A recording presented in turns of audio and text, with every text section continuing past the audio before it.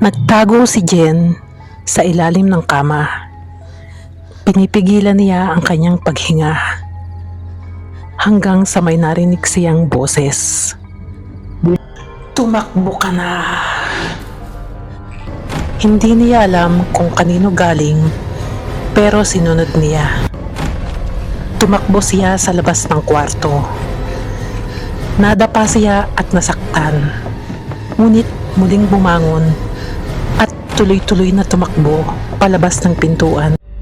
Ang kwentong ito ay hango sa isang misteryosong pangyayari 5 taon na ang nakakaraan na naganap sa isang lumang boarding house kung saan sa 4 na nurse ay isa lang ang nakaligtas at ang 3 ay nawawala. May isang lumang boarding house na malapit sa ospital sa isang probinsya.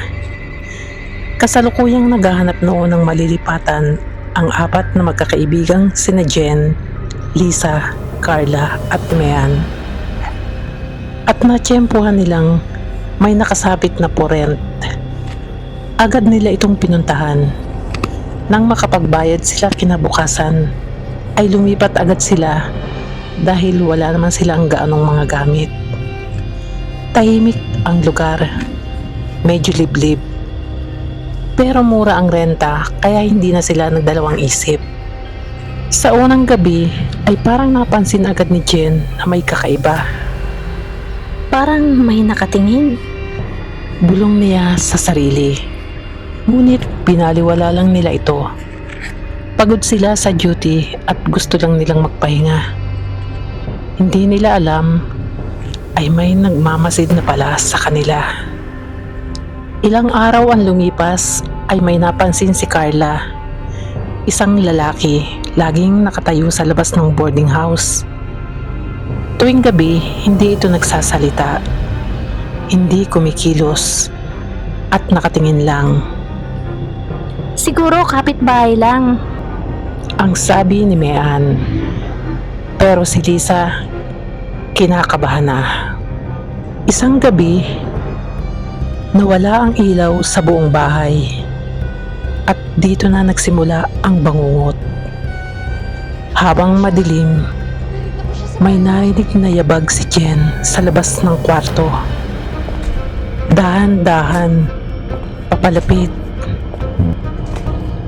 Guys, may tao ba dyan? Ang mahina niyang tanong. Walang sumasagot. Maya-maya, may malakas na kalabog siyang narinig sa kabilang kwarto. Sumigaw si Carla. At pagkatapos ay ang katahimikan sa loob ng kwarto. Kasunod na narinig ni Jen ay parang may hinihila sa sahig. Hindi lang isa, kundi parang sunod-sunod na may hinihila. Isa-isa silang nawala sa loob ng iisang gabi. Walang nakakita, walang nakarinig ng malinaw, maliban kay Jen. Nagtago si Jen sa ilalim ng kama. Pinipigilan niya ang kanyang paghinga hanggang sa may narinig siyang boses. Bumalik ka! Hindi ka makakatakas! Ngunit sa likod ng boses na iyon ay may isa pang boses na mahina, malamig. Tumakbo ka na. Hindi niya alam kung kanino galing pero sinunod niya. Tumakbo siya sa labas ng kwarto. Nadapa siya at nasaktan.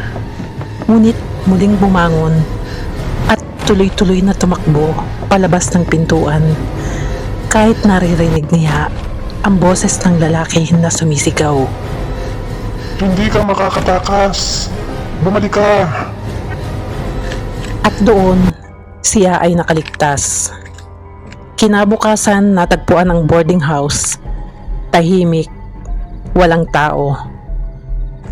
Ngunit may mga bakas na nangyaring trahedya. Mula noon ay hindi na nakita ang 3 niyang kasama.